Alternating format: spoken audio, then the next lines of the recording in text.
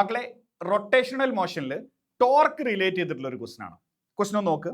A hollow sphere of mass 1 kilogram and radius 10 centimeter is free to rotate about its diameter.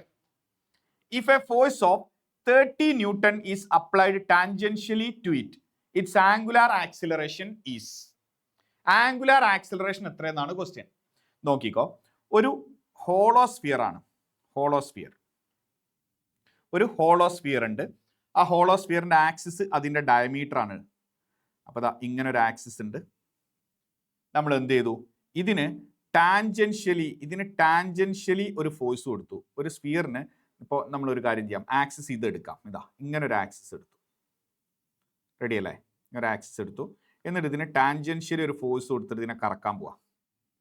അതിന് tangentially ഒരു force കൊടുത്തു. അപ്പോൾ ഇതിനൊരു torque ഉണ്ടാവും. Torque equal to I alpha അല്ലേ വരിക. ടോർക്ക് എങ്ങനെയാണ് കാൽക്കുലേറ്റ് ചെയ്യുക? Force into perpendicular distance. എടാ, അതിന്റെ ആക്സിസിൽ നിന്നുള്ള പെർപെൻഡിക്കുലർ ഡിസ്റ്റൻസ് എന്ന് പറയുന്നത് റേഡിയസിന് ഈക്വൽ ആയിരിക്കും. And force into perpendicular distance F into R ആയിരിക്കും വരിക. ഇനി ഒരു ഹോളോസ്ഫിയർ ആണെങ്കിൽ അതിന്റെ മൊമെന്റ് ഓഫ് ഇനേർഷ്യ 2/3 mr² ആണ് ഇൻറ്റു ആൽഫ. അപ്പോൾ ഒരു 6 കട്ട് ചെയ്ത് കഴിഞ്ഞാൽ ആൽഫയുടെ വാല്യൂ കിട്ടും 3f/2 mr. ഇതിനകത്ത് വാല്യൂ കൊടുത്താൽ നമുക്ക് ആൻസർ കിട്ടും.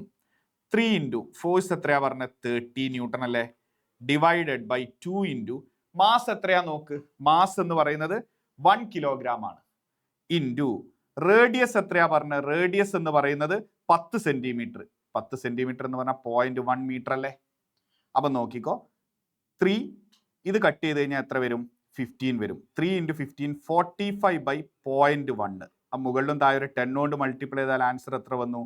450 ആയിരിക്കും നമുക്ക് ആൻസർ കിട്ടുക. ഓപ്ഷൻ ബി ആണ് നമ്മുടെ ആൻസർ. റെഡി?